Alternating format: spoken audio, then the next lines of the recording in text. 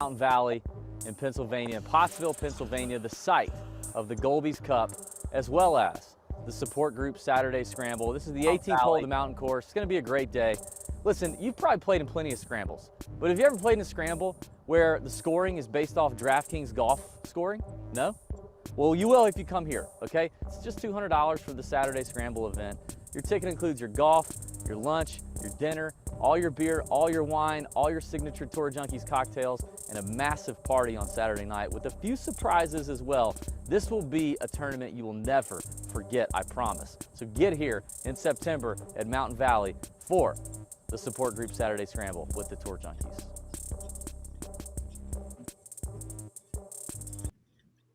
What's going on, golf addicts? Welcome to the Tour Junkies show. It's a unique show. Okay, we got our friend Diane Knox with us. You know Diane from the Tour Report, from PicksWise, all this other stuff she's doing. Of course, you know, some people are going to be like, "Oh, is that the sister of Russell Knox?" It is, but Diane's way cooler, and she's going to be a bigger deal than Russell.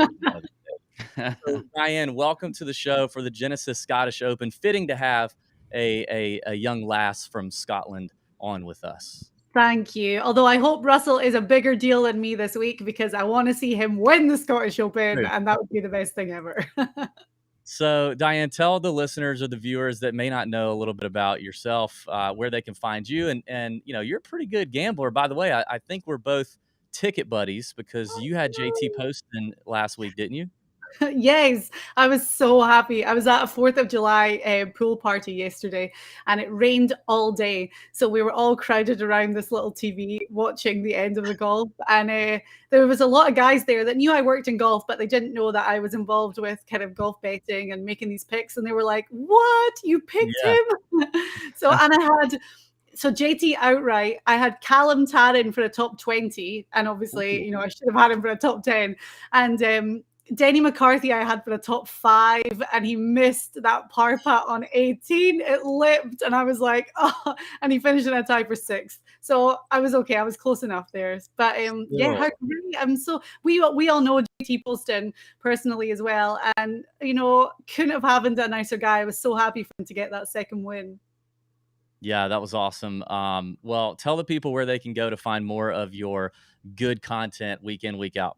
Oh, thank you. Well, I work for Secret Golf. It's Steve Elkington's golf media company. We do a show every week called The Tour Report. It's a podcast, and we have our video show as well, and across all of our social media channels. Then I write for PicksWise, which is great. I started doing that for the Masters this year and love being part of the PicksWise team. So I do a preview and picks for them that's published on their website every Monday, and then I do some more articles for them throughout the week. And yeah, I mean, it's been great. This kind of, you know, I've always been involved in golf since moving from Scotland to the States in 2016, but to really venture into golf gambling and betting has been great. And it's something that I've really worked hard at, and I work hard at every week, because I think if you're giving people these tips and they're going to spend their money, you have to put in the work to have the knowledge, present the knowledge, and make sure you're giving them educated picks. So I love it. I'm having a great time doing it. And of course, guys, I'm so happy to be joining you today. Yes, we're pumped to have you. You've made an appearance on this podcast before, but we've known Diane a couple years, and does great work, and we love the accent too. Oh, now, also, Diane, before we move on, we have to congratulate you on that baby boy that is coming soon. So congratulations. We do have a pretty loyal TJ listener who was very disappointed to hear that you got married, but I see he's in the chat and he's popped in to say hello, Marcus. Diane, you probably have a restraining order on Marcus. Yeah, go ahead and get one if you don't.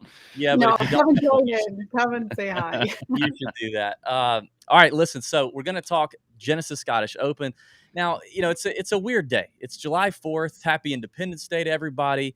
And we're going to have a great time. But me and Pat, we got plans tonight, people. Like we do. We're social butterflies, and we can't just not do the Independence Day of our own country because we want to break down an event in Scotland. Although we're both now total Scotland fanatics. Well, before we get into some Scotland stuff, though, I got to say, I'm just happy that Diane talked about all the research and everything she puts into this, because we do that too on a week in and week out basis. but I gotta say, not as much for today. So it's a good thing we have. It's a good thing that we have Diane with us because. Okay. But I do feel like, Pat, after like coming back from Scotland, 2 weeks removed from being in Scotland and playing some of the best courses around there, and including playing North Berwick West Links, which Pat's also rocking the North Berwick West Links hat, which is now our new favorite golf course on planet Earth. Yes, it is. And it really disappoints me that North Berwick West Links is not the home of the Scottish Open, but it's this Renaissance Club, which we'll get into. But it ticks me off because the Renaissance Club is like, it's like Kingsbarns. It's like Americans going over to Scotland and building a modern, links course and it is in Scotland. I was disappointed to find that out about Kingsbarns when we got there. Although it's a great course, I really did love it. But the history of a place like North Berwick West Links, or some of the other, a lot of the other courses around there, I would love to see them play it there. I don't know why the Renaissance Club is the one, but I feel like, Pat, having been there and spent some time playing there. I mean, I played 153 holes in 6 days. And I do feel like it really opened my eyes to the real differences between playing golf over there versus playing golf over here. And it just reminds me, as I'm handicapping events like this, like what it really is going to take to close the door here. Now, you got a really strong field for the Genesis Scottish Open. Really strong field now with this whole DP World Tour and PGA Tour Alliance, and getting points on both sides is great. So I'm excited to see the field, but I do have to say North Berwick West Links, Diane, like, have you ever played there? Have you ever been there? Oh yeah, I always say to people that if whether you love golf or not, it doesn't matter. If someone's visiting Scotland, to go to North Berwick, because the town itself is just amazing. There's so many. I mean, the streets are beautiful. It's like a picture perfect little coastal town. Great ice cream shops. There's a really good ice cream shop in North Berwick. Great restaurants, great cafes. Nice little beach area to walk around. And then of course the golf. I mean, if you play golf, it's one of those kind of off the beaten track courses, as you say, with the Scottish Open being at the Renaissance Club. And, this is the 4th time it's been there. The Scottish Open's been at so many other great courses. I've been to loads of them. Royal Aberdeen, Castle Stewart, which is Inverness, where I'm from, Gullin, which is not far from the Renaissance and from North Berwick. It's there's so many great courses. And you're right. I mean, I've got a good story to tell you about the Renaissance Club and the American consortium that built it and made this dream of theirs a reality. But yeah, you're right, just that part of the world. Obviously we're missing Muirfield, which is right beside the Renaissance Club too. But it's, if you love golf and you're going to visit, and even if you're going just as a general tourist to Scotland, it's an area that you 100% have to go and check out. Yes, it was amazing when we got there. You just fell in love with the place immediately. I mean, it was hard not to. I would, I've played Augusta National, little tout there. So, and it's my hometown. So I'd put number one Augusta National for me, but North Berwick is now number 2 for sure. Yeah. I mean, it's just fantastic. And one of the things too about when you play, so I played my first round after being in Scotland a couple days ago. And one of the things when you're playing over there, you realize is how much you have to think on almost every single shot. I mean, that's one of the things, whether it's the wind, whether it's the slopes, whatever it is. I think it's just amazing, all the things you got to think about. Then you come back over here and you're playing on, the bunkers don't really matter all that much. I mean, they do, but they're not near as hard, and the wind isn't as bad, and the elements aren't as bad, and you just don't think as much as you do over there. And I think that's really the kind of, when I'm looking at a player type, those are kind of the guys that I'm looking at for the most, for the guys that I think that could win.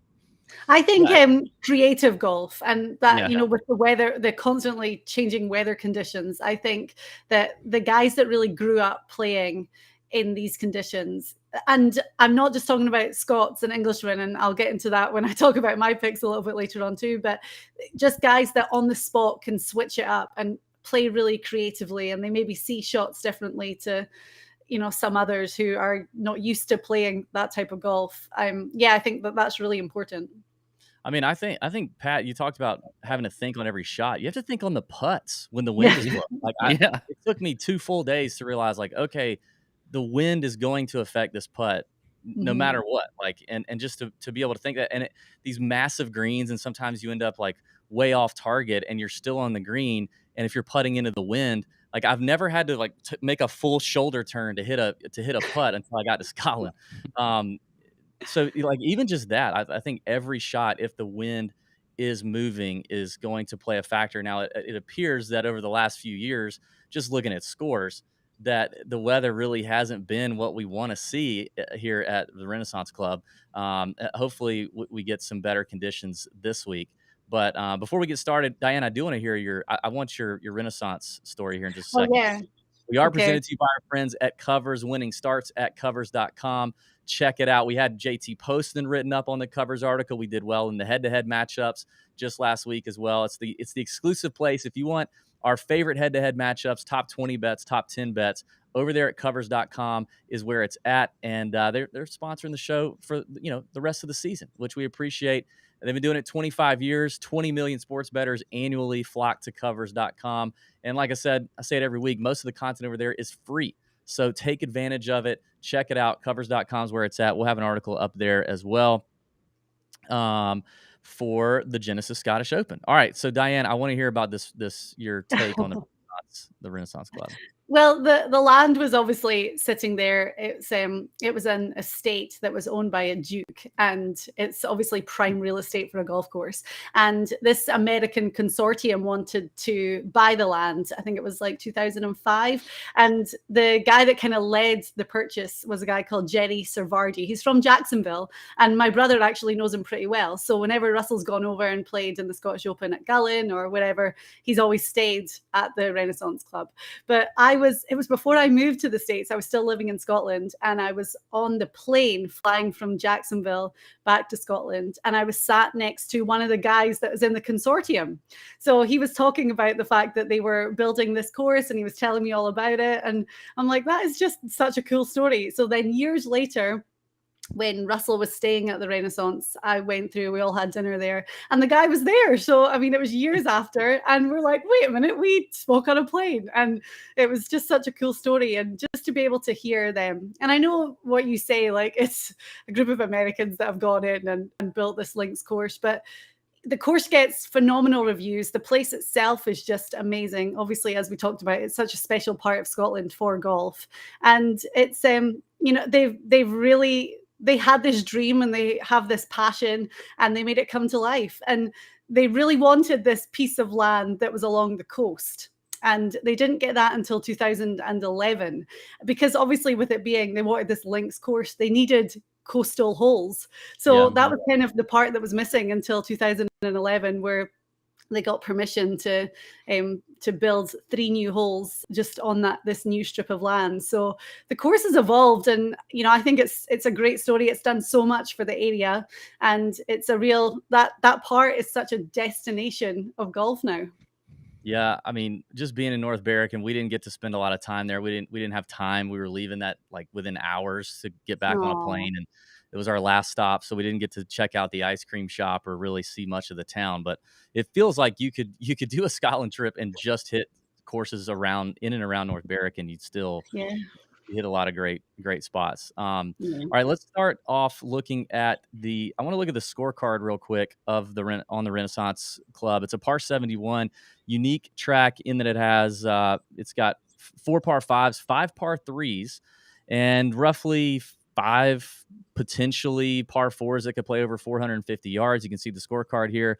Now, one realization that I have now that I didn't have before I played in Scotland is that, if we get firm and fast conditions, the scorecard yardage almost doesn't matter. Like a 480-yard par 4 may seem daunting over here on the States, but, in Scotland, it could still be a driver wedge depending on how firm conditions are. So your past champions here, you had Minwoo Lee win last year at the Renaissance Club, Aaron Rye in 2020, and then Bernd Wiesberger in 2019. So, Minwoo Lee's a bomber, like Aaron Rye, kind of notorious ball striker. Bernd Wiesberger, obviously notorious ball striker. But the scores have been like super, like really low scoring conditions. So I just don't know. Have you looked at the weather yet, Diane? We need to look at that. Yeah, I'm always looking at the weather.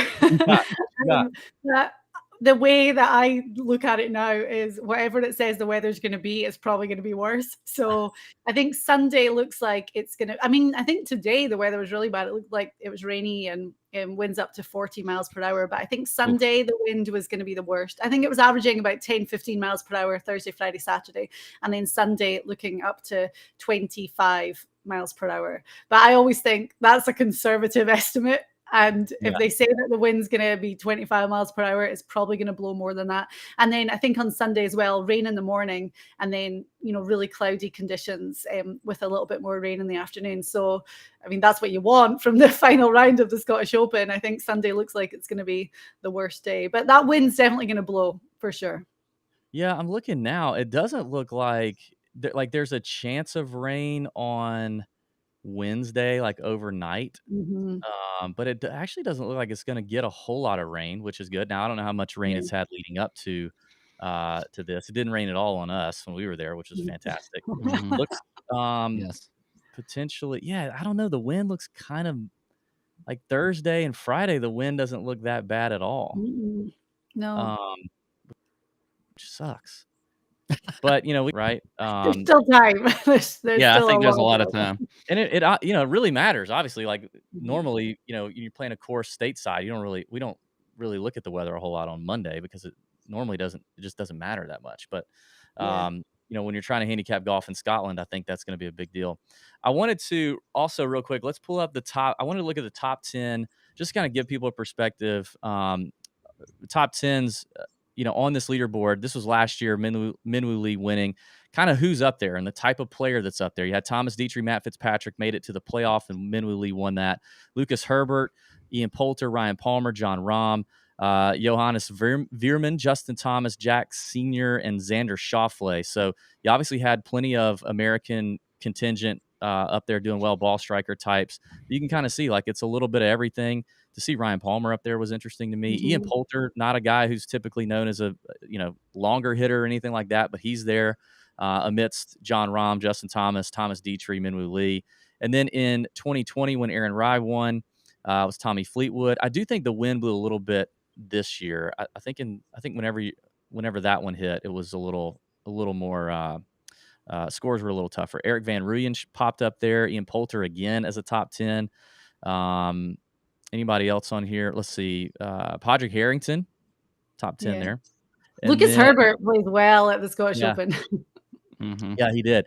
And then in 2019, when Wiesberger won, you had not a lot of Americans this year. You had Beef was playing still. Andrew Putnam, T4. Henrik Stenson, Cabrera Bellows in there. Justin Thomas, another top 10. So JT with 2 top 10s here in the last 3 years. So that just gives you an idea of, kind of who's popped up here in the last few years. All right. Anything else you think we need to cover before we start looking at this betting board and talking about maybe some early numbers to jump on? We good? I'm good. Pat, do you have any questions for Diane? Do you feel like you need to? I have no questions anymore. No questions yet. I have one question. We're gonna talk about your Scotland trip a little bit later, but let's just leave that until the end because I've got lots of questions and I want to hear the stories for sure. Yes, we'll do that. We need to do that. We haven't gotten it all out of our system yet. Okay. So, all right, let's take a look at the top of the betting board, and we're going to do some line shopping on the show. This is a mixture of our first look show and our betting podcast. So the first look show I do every Monday morning by myself usually, which if you're not paying attention to, you need to, because that's when we had JT at 65-1 last week, and that paid off. He was at like 50 or 40-1 when it closed. But at the top of the board today on DraftKings, you've got Scheffler, JT, and Rahm at 12-1, Matt Fitzpatrick at 18-1, Morikawa, Xander, Jordan Spieth, Patrick Cantlay kind of round out that 25-1 or shorter range. And we can definitely do some shopping. I've got FanDuel and BetMGM pulled up as well. Those are the 3 that I tend to do some shopping on a Monday morning and look at. Now, the other thing we haven't talked about that's going on is this JP McManus Pro-Am in Ireland, which you've got a lot of big names playing at Adair Manor, which I've heard is a tremendous place. Have you ever been there, Diane? No, I would love to. I've seen it and it just looks stunning. Like accommodations and everything. It looks amazing. But Yeah. my husband this morning, because we had a bit of fun yesterday, he was like, I'm definitely going to the gym. And I said, I bet you don't go to the gym. And he left, and then he called me and was like, oh my gosh, I didn't realize that the Pro-Am was on and Tiger's playing. And he turned and came straight back. I'm like, I told you you wouldn't go. and I've got the early leaderboard pulled up right now, and it's interesting to see. And I don't want to we're not going to overreact to this, but like Fitzpatrick is almost dead last. He shot 78 today, 6 over. It's interesting. Bryson's playing in this. He's 5 over through 11. Cantlay's sucking 5 over through 11. So these are just a few of the names that we just read off here at the top of the board that are maybe they're. Are they giving them shots between holes or something? Can you drink at the JP McManus? What's going on here? Are they taking a lot of nippers there? That's what they called them in Scotland over there. All right. Anybody in this top tier that kind of catches your eye? I mean, Will Zalatoris is right there, that 28-1, along with Cam Smith, 28-1. Anybody up here interesting to anyone? Let's just throw them out there. Well, I was going to say I was quite happy that the name that I was going to give didn't appear on your little list there, but I'm going with Cam Smith. I think that, he's I talked earlier that I really wanted to look at guys that were such creative players, and that's him to a T. And he talked about that's why he plays well at TBC Sawgrass and obviously won the Players. Plus, when we had the Players, it was very Scottish-like weather conditions with the wind. It was cold and it was rainy. But he obviously grew up playing in the wind and having to think on the spot and get creative. And, he has an immaculate short game. Amazing putting. So when I saw Cam Smith this morning at 28-1, I thought, I'm definitely looking at him. I think across the board too, that's probably the best odds I've seen is 28-1. Yep, that's what I'm seeing across BetMGM, FanDuel, 28-1. No difference there. And I like that too. I mean, I was thinking about Cam Smith and Jordan Spieth when we were playing over there, and just thinking, like, to me, there was also, I noticed a lot more, and I don't know if this is true about the Renaissance Club, but for sure the old course, I noticed a lot more undulation, like on and around the greens than I remembered, or I thought I saw or didn't see on TV. And it's similar to what people say about Augusta National, is like you never realize how much slope is on the golf course until you get there. The TV doesn't really show it. But I definitely felt that a lot on a lot of the courses we played in Scotland.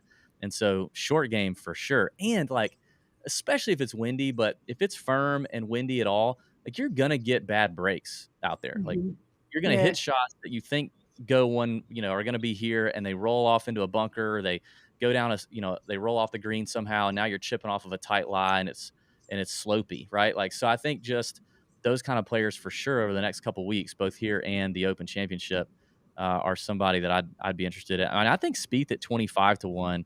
What's his best number? He's 30-1 on MGM, and he's 29-1 on FanDuel. So between those three, you can get Jordan at 30-1 right now on BetMGM. I know the putting's been pretty sus lately. I think he putted a little better after like round 2 of the Travelers before he trunk slammed. Didn't he miss the cut at the Travelers? But he beat sick. I'm like, because he had whatever sickness bug he was talking about at the US Open. Yeah. I'm like, he was obviously feeling under the weather, US Open and at the Travelers. So we'll give him a pass. I think right around that 25-1 number, is, I think there's a lot right there that you can look at. I mean, Jordan Spieth won, like Cam Smith bumping up to 28-1, but also like Cantlay and Morikawa. Kawa has been, he was not playing well at all really leading up to the U.S. Open, but then he had the top 5 there. Cantlay has been playing really well. I think getting both those guys at 25-1. I mean, Morikawa is one of those guys. I mean, obviously he's won an Open Championship, so his game travels almost anywhere. He's one of the best ball strikers in the world. The putting is always an issue for sure. That has not been great lately. I can't remember how well he putted at the U.S. Open, but still, I think getting Morikawa and Cantlay at 25-1. I think those are really good numbers that you can look at. See, I don't like Cantlay. I feel like he's. I mean, it was good to see him play well at the U.S. Open, but he's disappointed sometimes in these tougher courses, tough conditions. To me, he sucked at the Players, but I think he was on the wrong side of the draw there. Yeah, he was on the bad side there. I'm just not convinced in Cantlay's ability on tough courses just yet. Morikawa, I mean, I guess I could get down with that, but. I don't know. I was going to say about Morikawa though, didn't he? I can't remember where he finished last year in the Scottish Open, but didn't he say that he missed thought the that cut. he could figure out links golf, and then he went and won the Open? Then he goes and wins. Yeah, he missed But, the cut. Maybe he figured it out, so then he'll win this really week. quickly. Yeah, I remember that vividly because it completely threw me off of him. He said he missed the cut, and then he talked about how specifically he talked about how he couldn't get the. He felt like the way his irons interacted with the turf and like the hard ground was causing him issues. I remember hearing that from his mouth, and then he wins the Open. Amazing. But yeah. So anyway, all right, that's kind of the top. I don't really have any other picks. I mean, we all know this is not a short top of the board betting show. Now we're going to get into some juicy names here. Sam Burns at 30-1. I am usually always about. Where's the best number for Sammy B? 28-1 on MGM, 31-1. So you get 1 point better than DraftKings over on FanDuel. Sam Burns at 31-1 is going to be a click for me. I mean, he's become kind of an auto bet for me at 30-1 or longer, just about anywhere. I love the way he was for me at the Travelers the other week, and then he missed the cut. I was devastated. I was so big on him to win the Travelers. Same. Any interest in? Then you got like Hideki, Victor Hovland, Sung Jae, Max Homa, Ryan Fox, who's been playing really well. Really well. And then Joaquin Neiman's kind of that 50-1 or shorter on DraftKings. I love Joaquin at a place where it could get windy just with his ball flight. I'm usually a sucker for him too. So 50-1 Joaquin interests me. He's 40-1 on MGM, and he's 40-1 on FanDuel. So a really good value there on Neiman on DraftKings if you like it. So right off the bat, like Burns and Neiman for me are very interesting. Diane, what about you? I like Ryan Fox. Yeah, definitely. I mean, he's had 3 top 3 finishes in his last 4 starts. 2 of those have been runner-ups. Runner-up at the Irish Open just yesterday. But looking at his stats, he's first in birdies per round this season, second in scoring average, third in approach, and third in putts per GIR. So, I mean, again, like I think about where he grew up playing, and that's probably why he fares so well in events like this, because obviously from New Zealand, and we'll factor in that the wind factor. I'm weighting it heavily, but I like Ryan Fox at 50-1. I saw that this morning and thought I'm definitely adding him to my card. Yep. He's 40-1, I think, or shorter on FanDuel, and I know our boy Pat Mayo loves him some Ryan Fox. So as soon as Mayo starts touting him, that number could get bet down. So I think 50-1, you definitely jump on that. Pat, what do you think? Anybody up here? Yeah, I was gonna say Fox. I think Fox is gonna be talked about a lot too, especially on like DraftKings and things like that. I think he's gonna be pretty high end, but he is just playing. His form is so good. It's so good. It's so good. I like Neiman. I'm with you on him. I mean, I think Neiman is another guy that kind of is pretty creative and can should be able to play well here. You've got. I had to say this name because I'm gonna say it wrong, but Adrian Maron. Yeah, he just won recently. He's at around 65-1. If you want to kind of take a guy that is just coming off of a win, won yesterday. The Irish. Yeah. 66 on MGM. If you want an extra point. I don't think there's really anybody else in this mid-tier range that I'm like super high on. Just kind of looking through here. I mean, do we think Tommy Ladd? I thought I'm usually thought about it, but I don't know. I don't know. I might take Robert McIntyre. I think I have to take a Scot. Yeah, you have to. And I think, I'm taking my brother, obviously. I think I saw him at 250-1 this morning. But yeah, I think I know. Can I give you an insight on Russell? Yeah. Maybe I'm not supposed to say this, but Russell's nemesis has been his putting, and everyone knows it. But he's switched to the long putter, and he might use it this week. Ooh. Yeah, I like that. So there you go. Talk dirty to me. I'm a Russell Knox sucker. I bet him. I bet him and played him at the Travelers too. I think, and was it the Travelers he just played and missed the cut? Yeah, he missed the cut. But did he have the long putter at the Travelers or no? No. And he's just got new glasses. Russell's been he's in a funny little time. I don't want to say too much, but since playing Memorial, there was something going on with his eyes, so he had to come home and was at the eye doctor like every day. And he's even though he's had laser eye surgery, he's got glasses now. So he notices a difference. You know, he noticed it when he was lining up his putts for sure. Yeah. And then he's trying the long putter. So he's got both his putters with him this week. And he said that there's a chance he might even put 2 putters in the bag because he feels like for longer putts, he's better with his short putter. But for these, for 4 foot to 15 foot is his nemesis. And he said that the longer putter seems to be working. So this is great insight. Great insight. It's important also to be able to see properly on the golf course. So that's good too. That's good. I do hear that is important. Has he messed with the long putter before, or is this kind of the first time he's really First time. Yeah. Yeah. So but the way he said was like all he needed to hear. I have to try. Yes, Marcus. I love it. I don't want to get. Like, I've got to try. I don't want to get too far down here. Let's. I mean, Bobby Mack for sure at 8. He's at 80 to 1 on BetMGM. The Scotsman, definitely plays well on these strong field, tough tracks. He's got a great record there. So I think he's a click. But what about these like working down? You got Corey Connors, Cam Young. Billy Horschel, I think, could be a great play here at the Scottish. Very accurate player. Absolutely. Has won over. I think he just won the BMW. Didn't he win the BMW over in England this year? Didn't he win the Dundonald Links in Scotland? Mm-hmm. Yep. Yeah. So we like him. I think we like him, don't we? I like Billy Ho here. He's 40 to 1 on BetMGM, and he is 40 to 1 on FanDuel. So you're getting him at 55 on DraftKings. That's an interesting click. I don't have any interest in a past champion like Aaron Rye in this strong a field. I think this might be a little, for me, that personally, a little out of his league. Lucas Herbert is interesting. Keegan Bradley, I've been on all year. I don't know why I would jump off now.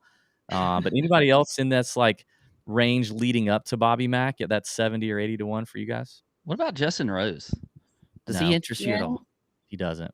He's been playing better. I know, but his odds are I think 60 to 1. I can't remember which book, but I saw 40 to 1 on the other two and 60 to 1. He's 60 to 1 on DK right now. Yeah, so there is a little value between DK and the other books on Justin Rose. Yeah, he's 42 to 1 on FanDuel, 50 on MGM. I don't like the guy to win. Yeah, he has been playing well. I mean, I'll give you that. Maybe look at him on the top 20, something like that, top 10 if you can get a good number there. What about your boy Joel Damon? Yeah, I don't know. Like, is Joel gonna? I don't think Joel's gonna have Gino on the bag this week, which could be. They have such chemistry. I don't think Gino's gonna be on it. I don't know who he ended up getting. He might have gone with a local guy, but I do know I know on Twitter he's going with Sean Zach. Do you know the rights for golf.com? Yeah. Oh, yeah. So, I don't know. It's probably a good spot for him in terms of like the golf course, but I don't like that Gino's not with him. Yeah. For an outright, So we got Adrian Maron. We kind of agree on that. His best number 66 to 1 at MGM, and then we've got Bobby Mack at 80 to 1 on MGM. And Billy Ho. So is that kind of it for that range? I think. Any Mito Pereira, Terrell Hatton interest with anybody? Nah. Nope. What about these guys? What do we think about these guys coming over from the Deere? There's a lot of guys coming over from John Deere. Christian Bezadenhout's one of them. 80 to 1 on DraftKings. Just played really well. It's like the first top 10 I think he's had on the PGA Tour in a while because he's like got a ton of top 12s and 15s, but he's been playing well. He just hasn't cracked the top 10 until this past week. And actually, I'm looking at him on FanDuel. If you like Seabez, he is 95 to 1 on FanDuel. What do we think about the travel from the Deere to North Berwick? The guys were used to doing it, weren't they? When they would get into the Open Championship, they would fly over. So I don't know. And also he's had such great experience playing all over the world. So someone like Bezadenhout, I can't see that he would have too much of an issue with the transition and coming off a good finish too. Yeah. So yeah. Anybody else shorter than 100 to 1? So like I've got one. Who you got? I don't know why, but something is telling me to pick Keith Mitchell this week. I was actually about to say his name. Yeah, I mean, he's playing great, really trending. T6 at the Travelers, T7 at the Canadian Open. But I was looking at his stats, and he's gained more than 4 strokes off the tee in his last 4 events and gained over 3.5 strokes putting in his last 4 events. So, I mean, that shows great trend, and obviously 2 stats that are going to be really important for this week. So I like Keith. I'm at 90 to 1. Yeah, he's definitely one. If you want to get that 90 to 1 number, you need to get it now on DK, because he's, I believe, 60 to 1 and 65 to 1 on the other 2. I like that value. Yeah. 65 to 1 on FanDuel, and then BetMGM he's 66 to 1. So definitely that 90 to 1 number is that's pretty good value. Is he playing in the JP thing, the McManus? I'm looking now. I don't think he is. See him. Yeah, I like that a lot. Yeah, I like that a lot. All right, so we agree on Keith. All right, let's get into this 100 to 1 range. The first one, there's 2 that really jump out to me at 100 to 1. They're both on DraftKings. I got to shop the line, but Woodland and Chris Kirk are interesting to me at 100 to 1. Okay. Now, Woodland, I'm a sucker for. I never win money on, but he seems like he's 80 to 1 on MGM and FanDuel. So DraftKings at 100 to 1 is definitely the best number. Chris Kirk is 95 to 1 on FanDuel and 100 to 1 on MGM and DraftKings. I just think both of those guys, like, I see them like good ball strikers, accurate players. It's all about the greens and around the greens for Woodland, obviously. Kirk's just been all around. I feel like he's had such a good year. So I don't know. I'm interested in both of those guys. Anybody for you guys up here? I mean, like, what about KH Lee? Like, I feel like he's one of these guys that he plays It's not a TPC course in windy conditions. What did you say? It's not a TPC course. He kills TPC. If it's a TPC North Barrick, he would be an automatic. He really, though, is playing so well. Yeah, I know. And what is he? 140 on FanDuel. Oh, really? Yeah. So if you like KH, I don't know that I could pull the trigger on that. He's 100 to 1 on MGM, so you definitely get a little value there on FanDuel. What about Eric Drummond is an interesting name. EVR, he's played well here in the past. Yeah. Joggers. Joggers. No, he's a no then. Great craft cocktail mustache. He does have a great look on the course. Pat, you got anybody in this range? I don't know that I could do KH Lee. I could be talked into EVR. Okay. Yeah, I don't mind KH Lee. You got Ricky. Do you know a name that we talked about earlier when we looked at the leaderboard from last year? The Texan Ryan Palmer, and DraftKings have him at 180 to 1. He's not had a great year, has he? What's he been doing? I feel like last year he was coming in a lot better form. I think that I mean, obviously, but then these guys whose game travels well, and I think he's one of these guys. Yeah. He's shorter on the other 2 sites too, so yeah, his form coming in last year wasn't great, but it was a little better than what it is right now. But right now, he's not. The ball striking for me on Palmer's kind of left him. His irons have kind of sucked. I don't know. I mean, he's definitely a wind player, and he's gained a lot of distance as well. I mean, I think if we're kind of getting into this sort of 150 to 1 area, because I don't see a whole lot right around 100 to 1 that I'm, other than like a Chris Kirk you mentioned, and but a guy like Jordan Smith has been playing really well on the European Tour. He's right around 130 to 1. Bombs. Yeah, I like him. I like Thomas Dietrich, who's played well here in the past. He was T2 actually last year. He's at 150 to 1. Those are 2 kind of Euro Tour staples that I think you could get. What's Dietrich been doing lately? I don't know. I have to pull him up on. Yeah, I mean, I like the EVR call actually in this 150 to 1 spot, and then we're getting into Russell Knox at 180 to 1, obviously. Is that the best number for No. Knox? Did we already talk about that? Yeah, I don't know. I think he's played this course once and missed the cut, so that's probably why. He's 150 to 1 on MGM, and he is, can't find him. Let's see. Knox. He's 140 to 1 on FanDuel. So yeah, DraftKings at 180 to 1 is the best number on Diane's brother. Oh, a little bit of action there. We can all be ticket buddies and be real happy if we all hit. Yes. Dietrich, by the way, has made a lot of cuts, but he's got a top 15 a couple weeks ago at the BMW. But other than that, you know. So actually, here we got a chat from Jason. Harris English at 130 to 1. I gotta say, I was surprised to see Harris English play as well as he did the other week. I mean, I completely whiffed on him, just coming off the injury, and then he comes to Travelers, finishes 19th. I mean, if he's returning to form that quickly, if he starts returning to the form he had before he got hurt that quickly, like Harris English could win almost anywhere, I feel like. And 130 to 1 feels like an interesting number. So I get it. Anybody else? Any other bomb? Thorborn Olesen? Any interest there? He just won, didn't he? Thunder Bear? Yeah, not long ago. Yeah. What is he? What are you seeing his number? I can't even. 180. Right there with Knox. Yep. Antoine Rosner. No. Gosh, then the odds really jump up, don't they? You don't have too many guys round about that. Like 150 number.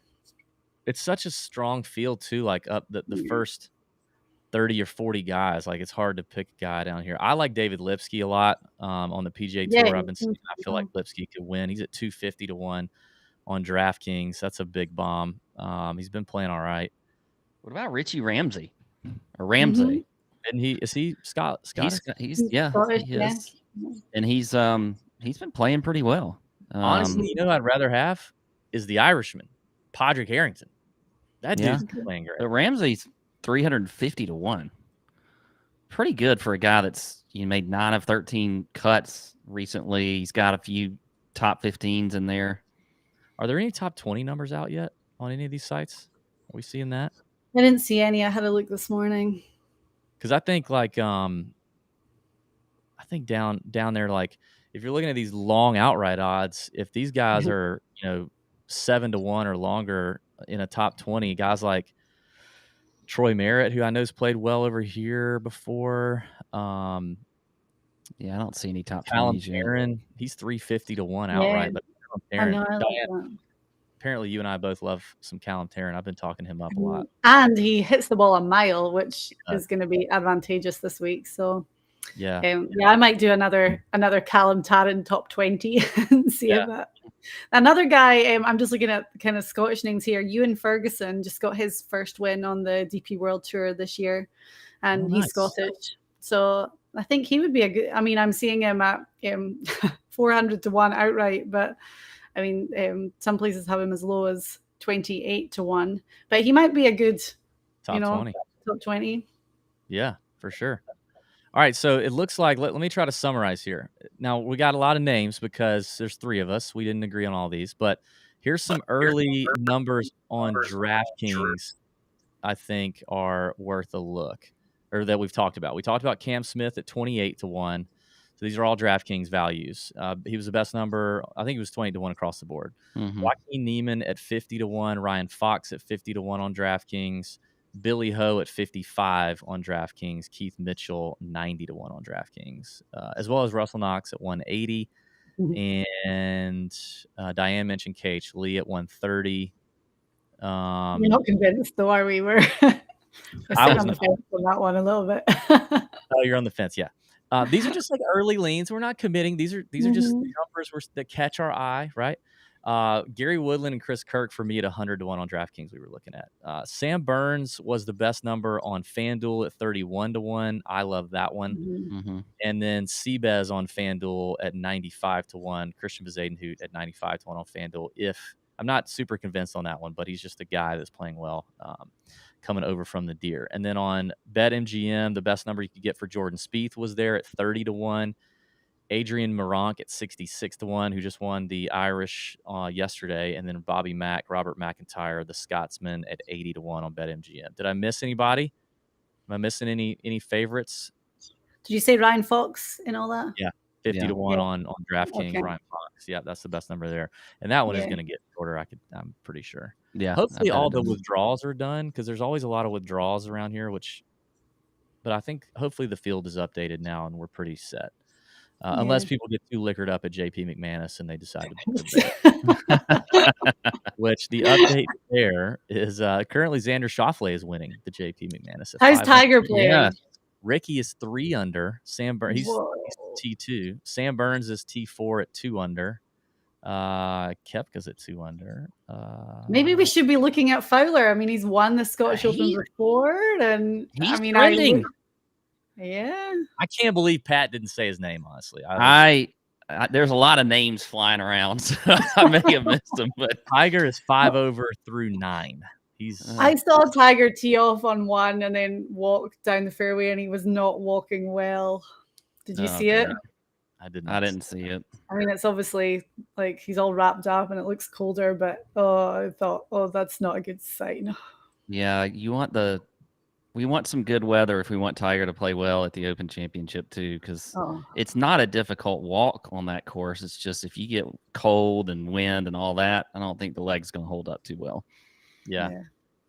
We have a chat here from Graham Mackey, who looks the way, by the way he's spelling it, that's like a Scottish way to spell it, right? Am I wrong? Yeah.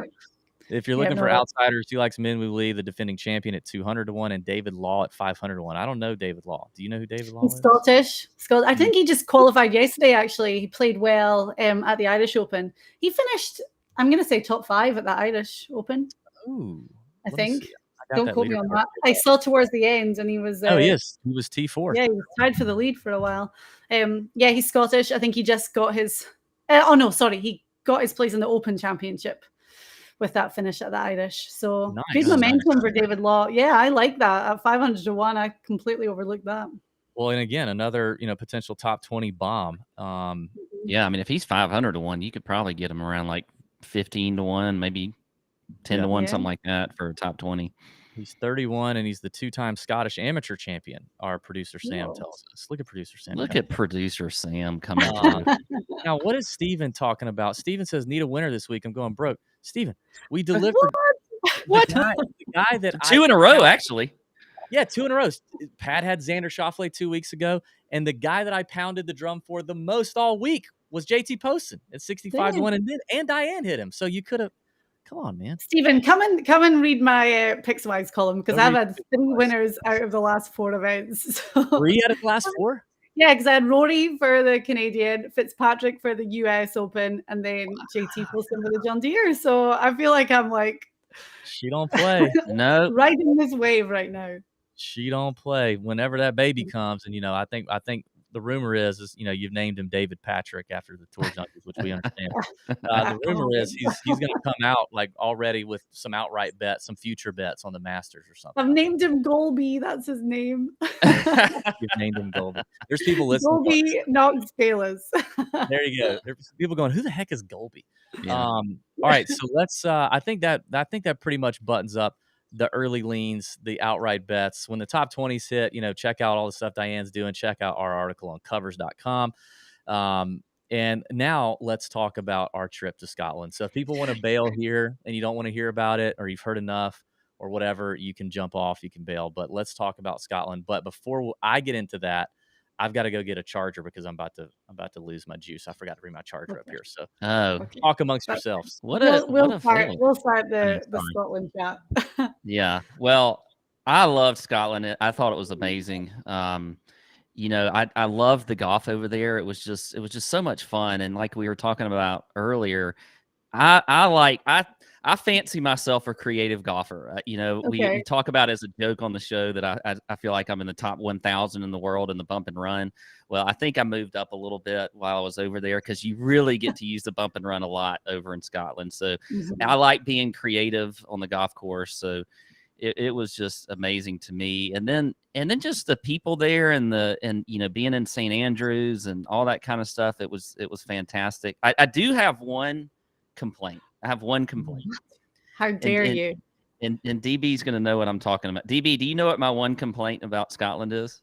Oh, yeah. Yeah. What is it? Yeah. Oh, well, it's a two-part complaint. It's a food and beverage complaint. Yeah. Hard. If you're going to say the cost of gas, I'm going to be so mad at you right now. No. It's easier to get, what was the thing in the Bible, to get like a camel through the eye of a needle. It's easier to do that than it is to find a kitchen open past 9 p.m. and a alcoholic beverage past 10 p.m. anywhere in Scotland. And you can't even go to a gas station and get a 6-pack of whatever at 11 o'clock. They shut their every food carrier in the whole country shuts everything down at 9 p.m. So if we learned that the hard way after Kingsbarns, because we didn't eat, we played kind of late. We didn't eat at Kingsbarns. We got back to the hotel and the kitchen was closed at the hotel. And it was it was kind of a resort-like hotel. We had to get a waitress to call a friend to order Papa John's. She picked up Papa John's and bring it to us. I was going to say, but that's when one of the best parts of Scotland flourishes, and it's the late night chippy, like the little chip shop on the corner of like every street where you can go in and get fish and chips, battered sausage and chips. Like we needed a guide like you for that. Yeah, we needed you to. We had no idea where those places were, but other than that, no, it was amazing. Oh, and the thing that people always say to me is like the people, and obviously I'm biased and I'm going to say the people are great, but Scotland's one of those places where you can go anywhere, you're going to make a friend. Like if you walked into a pub by yourself, you're going to have a friend. They're going to invite you to their house for dinner. Like you're going to swap contact information and you're going to be friends for life. I mean, yeah, it's such a friendly place. And especially, I always say to everyone, St. Andrews, like it's a must visit. But St. Andrews is so international because you have the university and there's so many Americans and just from all over the world, really, people that go and study and work in St. Andrews. So it's got a real international flavor to it. But yeah, obviously, if you're going to go for golf, you want to go to St. Andrews. But there's so many great little places to check out. Yeah, and the caddies were so, we had caddies on most of the courses. And that was some of the best parts too. It was just the caddies that we had. We had one in particular that was amazing when we were over at, we played the Castle course. But they were all just so knowledgeable about the courses, but just, they had funny stories. They were fun to interact with. None of them were really bad at all. Like they were all just great. So the caddies were fantastic. I love that. But you're right. Just the people, everything about it. I mean, I stayed overnight in the queue trying to get on the open on the old course, and I walked over to that hotel, the white painted, the Russicks, is that what the hotel's called? Yeah, it's on the right Russicks side of 18. Yeah. I just walked in there at 4 a.m. and they got me some. They didn't care if I was staying there or not. They just got me some coffee and whatever. I mean, it was they had a big snooker.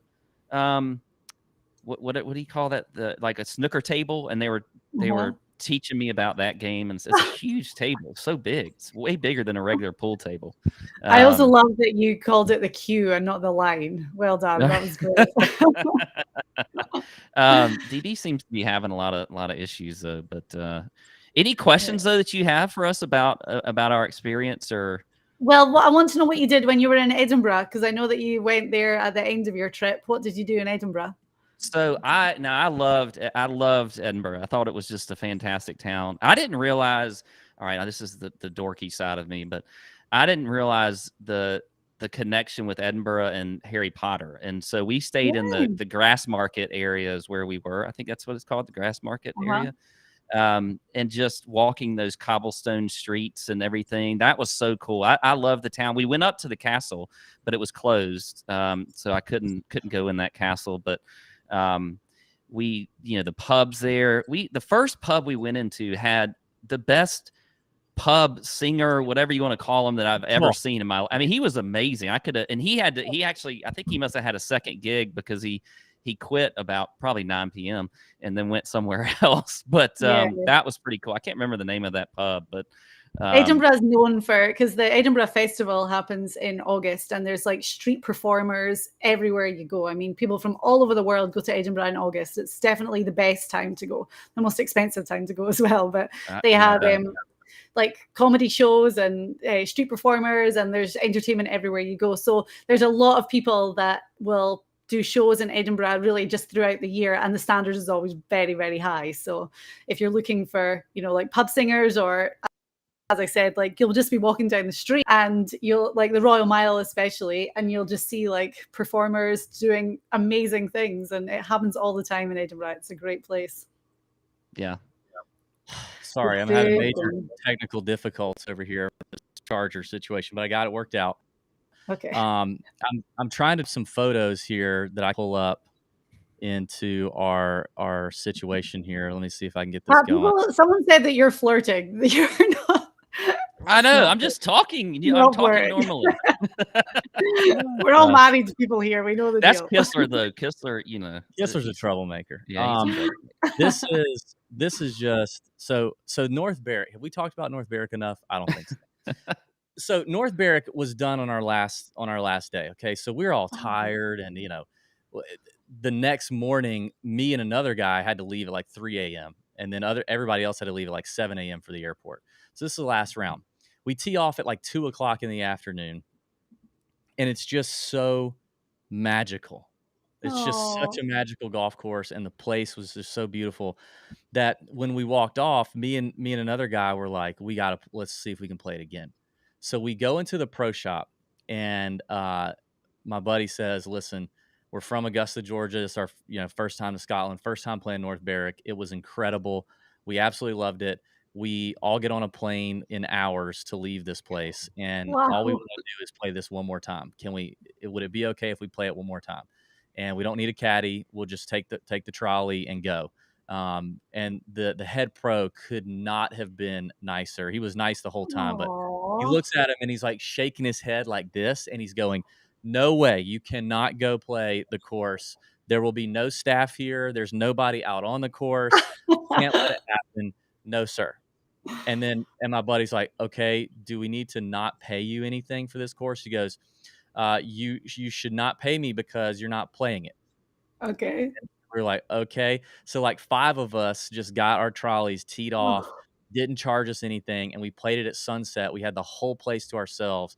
So because it just doesn't get dark till 10:30 or whatever. Yeah. I think we walked off the 18th green at 10:20 p.m. maybe. So we played 36 straight with barely a break, and it was just like this picture here, the sunset. I'm wearing my North Berwick hoodie. Wow. The sunset in North Berwick, and I think this is number 16, and it's hard to tell in this picture, but like you see the flag, it's got this Redan style green, and you can just see some of the slope. And then, of course, North Berwick has the famous wall hole, which I think is number 13 or 14. That was fun to navigate. That golf course was just incredible, man. Yeah. You're making me so homesick. I haven't been to Scotland since September 2019. And when I moved here in 2016, I said I was going to go every single year of my life. And then COVID hit in 2020. And then it still made it pretty impossible to go in 2021. And then this year, like, I'm pregnant. And it's like, when are we going to be able to go? So we've said that we're going to try and go next March or April. And at least we'll have baby boy with us. So he'll get to go to Scotland when he's only a few months old. And my mom and dad want to come with us. And but Russell's there right now, obviously. And I've given him a shopping list of things that I want him to get and bring back. Yes. Now we did obviously get a chance to play the old course. We played it together. Me and Pat did. It was very special. We played it on like 2 days before North Berwick. So you have a picture of me and Pat. Now this was just walking around there on the bridge. We got to play it with the bleachers up and the leaderboard up.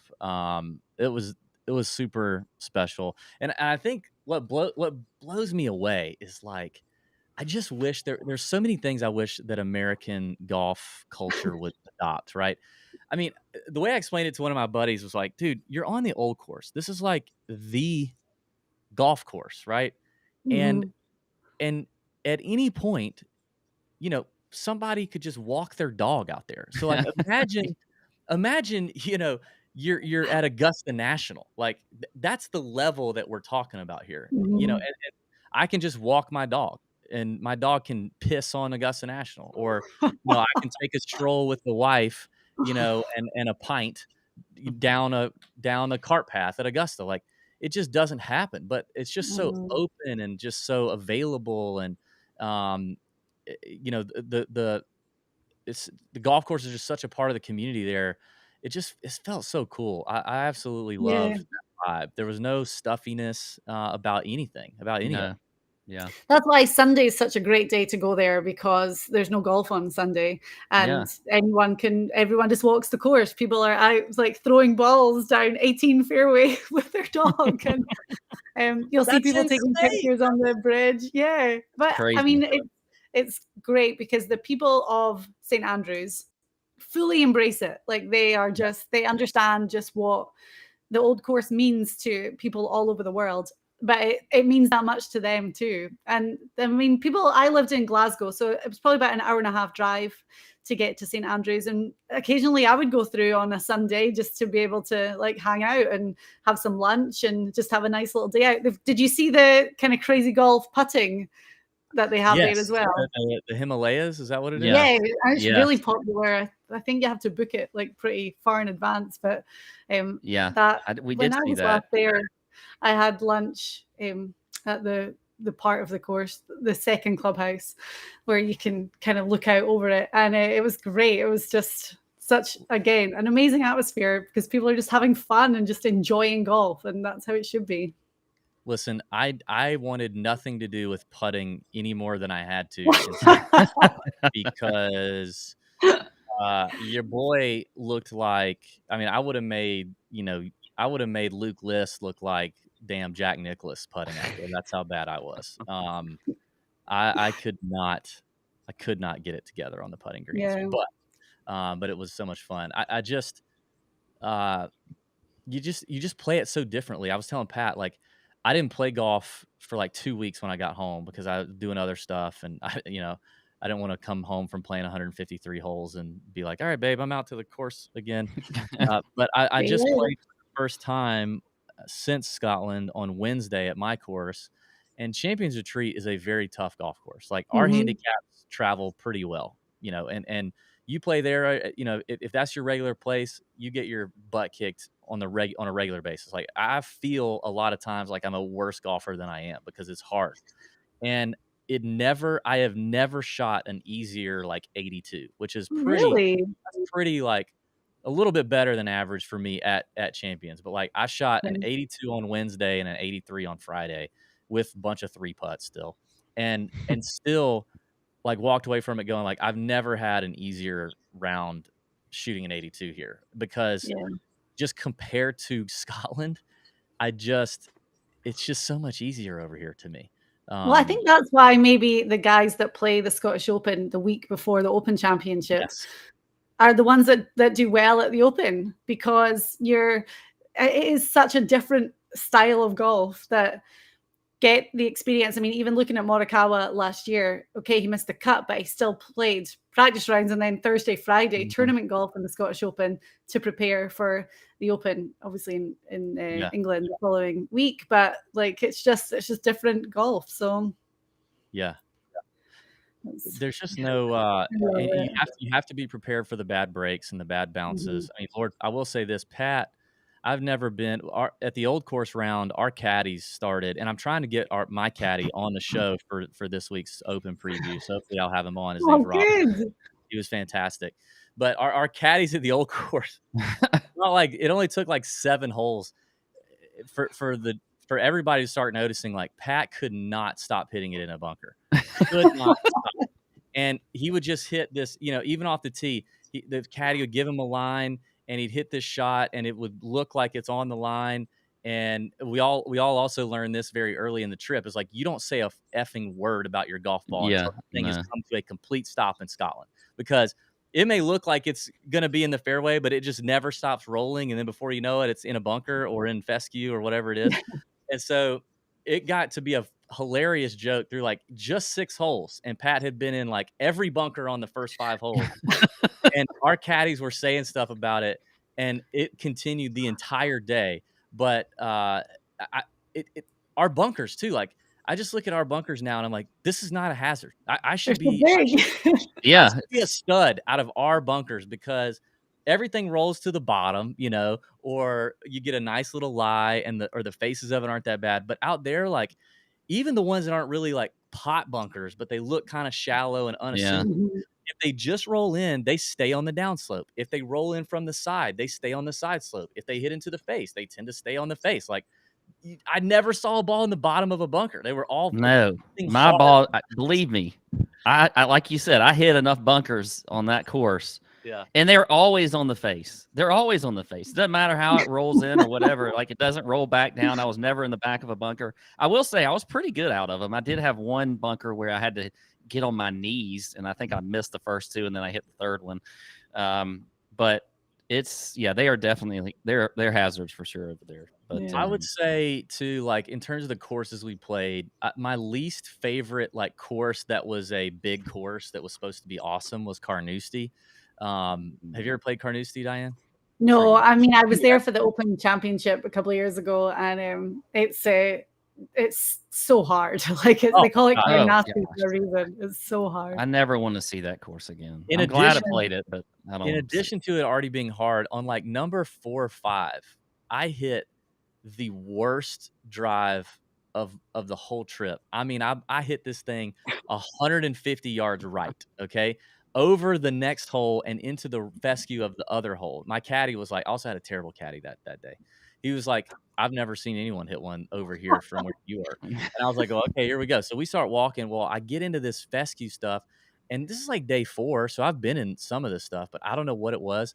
But I got like hay fever all of a sudden. Yeah. So my eyes were, I looked like Will Smith in Hitch when he did the thing, when he got stung by a bee or whatever. Like my eyes were swollen, watering, my throat, I was snotting everywhere for like 8 holes in the middle of the round. I was not just playing Carnoustie, but I was like fighting death, near death. Yeah. And it gets you. Yeah, and that course was just so impossible. I was like, get me off of this, off of this golf course. That one was tough. I really loved Kings Barnes. It was fun, but I didn't like that it was modern. That just irritated me. One of my favorite courses that I played was Crail Balcony. Are you familiar with that one? Okay. Mm-hmm. Loved Crail. I missed that one. That was after the Q night, and I had to get a little sleep before I was going to play the old course. So. Yeah. Well, you had to join the queue. It was awesome. We loved it. Haven't stopped thinking about Scotland since we left. Oh, I hope you get to go back soon. Yeah. Really, it's a blast. Diane, and thanks. Then you've got the west of Scotland that you have to. I know. We've got a whole nother area. Like there's so many great courses in the west too. Yeah. Well, Dundonald Links. There's good ones. We plan on going back for sure. Hey, thanks for joining. Thanks for chopping it up with the Tour Junkies. Always good to have you. And you're sharp, so people need to pay attention to Diane. She's doing her thing. All right. Oh, thanks, guys. I'm a huge fan of your work, and I was very honored to be asked to talk about the Scottish Open this week. It's a perfect opportunity, and it'll be great for the Open next week too. I'm pumped about that. So we'll be tracking all your bets and your content as well. So thanks, Diane. Tell Elk we said hello. I will. Let's bend over your bookie this week, okay? We've been doing that lately. Let's keep it up. See ya. Thank you.